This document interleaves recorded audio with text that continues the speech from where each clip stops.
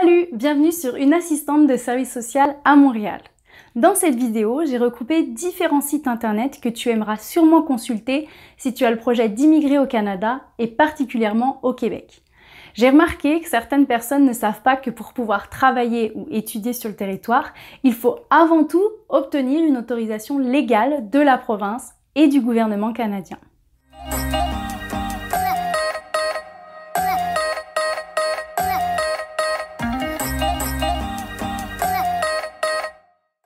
La première chose qu'il faut comprendre, c'est qu'il existe une multitude de sites internet au sujet de l'immigration au Canada. Certains sites sont officiels, comme ceux du gouvernement, et d'autres sont des sites indépendants, qui ont des partenariats par exemple. Dans cette capsule, moi je t'oriente principalement vers les sites du gouvernement, mais aussi vers deux sites indépendants, car ils regorgent souvent d'informations pertinentes. Mais je t'invite à croiser les informations des sites indépendants avec ceux des gouvernements du Québec et du Canada quand c'est nécessaire. En gros, fais attention à ce que tu lis sur internet quand il n'y a pas la source officielle, quoi.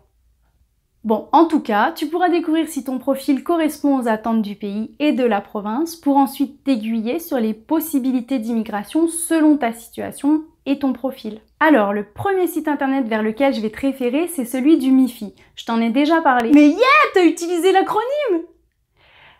Ah mais attends, ça veut dire que c'est à moi de donner la définition alors. Le MIFI, c'est le ministère de l'immigration, de la francisation et de l'intégration du Québec. Tu trouveras un onglet « Immigrer au Québec » qui te permettra de visualiser les démarches à effectuer et ce qu'il faut savoir et connaître en fonction de tes projets d'immigration. Ce qui est intéressant, c'est que le site te propose plusieurs parcours types. Par exemple, comment immigrer au Québec et y travailler, séjourner au Québec et y travailler temporairement, séjourner au Québec et y étudier, ou parrainer une personne réfugiée. Il y a même des informations pour les employeurs qui veulent embaucher une personne encore à l'étranger. Franchement, n'hésite pas à parcourir ce site, il regorge d'informations. Je te jure, en préparant la vidéo, j'ai encore découvert des rubriques comme prévenir les difficultés à trouver un emploi ou suivre des cours de français gratuitement. On dirait qu'ils ont vraiment pensé à tout.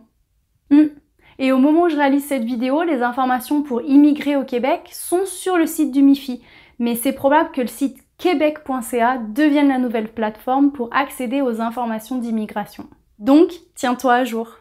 Le second site internet que je te conseille, bien qu'il soit un peu plus difficile à appréhender et à comprendre, mais c'est un peu le passage obligé, c'est celui du gouvernement du Canada. Il va t'intéresser si tu veux pas forcément immigrer au Québec, mais dans une autre province du Canada. Les informations, elles vont pouvoir t'orienter dans ce cas au bon endroit ou dans la bonne province. Ce qui est intéressant aussi sur ce site, c'est qu'il y a une page régulièrement mise à jour concernant les escroqueries en immigration. Je te mets le lien dans la barre d'infos. Oui, si t'étais pas au courant, il y a des sites internet commerciaux ou privés qui prétendent offrir des services d'immigration ou de citoyenneté, mais leur objectif c'est de s'emparer de ton argent ou voler tes renseignements personnels. Voilà, merci. Bon, maintenant, si tu es certaine ou certain que tu veux immigrer, tu peux t'inscrire aux Journées Québec. Il y a peut-être, et je te le souhaite, des employeurs québécois qui recherchent quelqu'un qui correspond à ton profil. Les Journées Québec offrent l'occasion de te présenter à des entretiens d'embauche dans ton pays directement. Si tu veux pas louper leur passage dans ton pays et dans ta ville, abonne-toi à la page Facebook Choisir le Québec. Je te préviens tout de suite, si tu veux immigrer, il faut te connecter. Facebook, LinkedIn seront tes nouveaux amis. Il y a beaucoup d'informations qui passent sur les réseaux sociaux. Dans ces Journées Québec, tu pourras peut-être croiser Recrutement Santé Québec ou des commissions scolaires par exemple.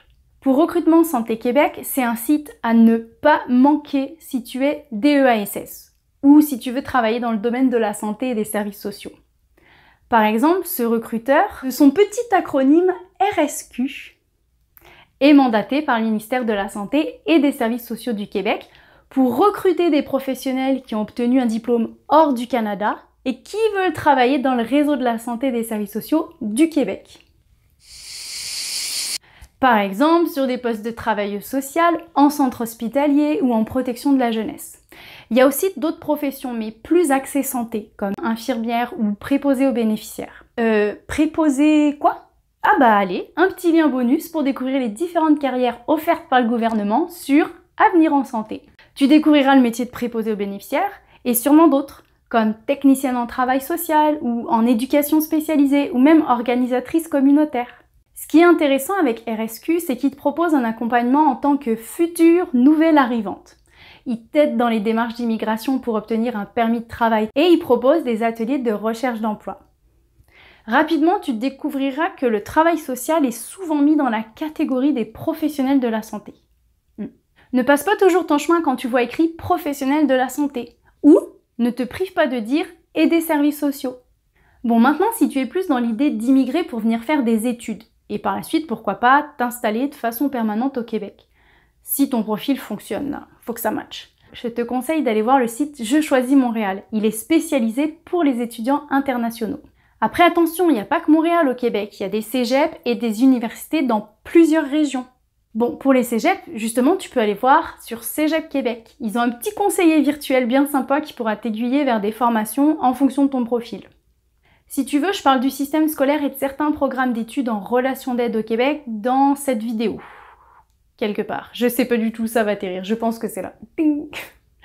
Aussi, normalement, chaque université propose un service d'aide aux étudiants internationaux avec des informations au sujet de l'immigration. Il y a toujours plein d'infos sur leur site internet et il y a même des universités qui ont des conseillers en immigration spécialisés pour leurs étudiants internationaux. Et si tu voudrais plutôt faire un échange universitaire, tu peux regarder sur le site du BCI. Le Bureau de coopération interuniversitaire. Là, je me fais avoir, là. Maintenant, un petit bonus pour les personnes françaises de 18 à 35 ans. Vous pourriez découvrir plusieurs opportunités sur le site de l'Office franco-québécois de la jeunesse, l'OFQJ. Et notamment si vous souhaitez faire un stage au Québec, par exemple.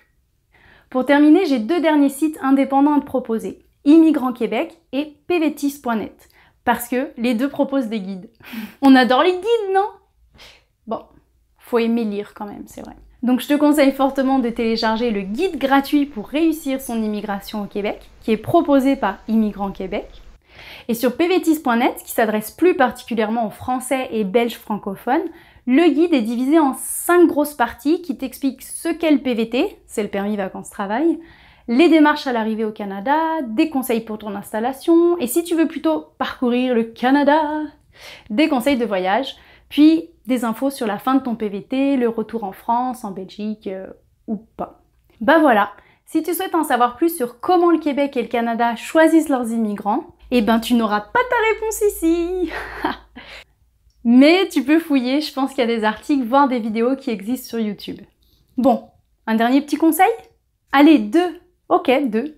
C'est vraiment pas un passage obligé, mais sache que tu peux faire affaire avec un consultant en immigration reconnu par le gouvernement ou un avocat spécialisé pour préparer et mener à terme ton projet d'immigration. Le second conseil, c'est de penser à sortir de Montréal. Les régions, elles offrent plusieurs possibilités d'emploi et c'est parfois plus facile de trouver un employeur prêt à faire un permis de travail pour les personnes encore à l'étranger. Puis pour les études aussi, il existe plein d'universités et de cégep hors de la région de Montréal. Bon bah voilà, j'espère que cette capsule t'aura aidé à savoir où chercher l'information au sujet de l'immigration. Et puis si toi tu connais des sites internet, n'hésite surtout pas à les partager dans les commentaires et je les rajouterai dans la barre d'infos. Bye! D'immigrer au Canada et particulièrement au Québec. J'ai oublié de couper mon ventilateur. Je recommence. Vous êtes prêts?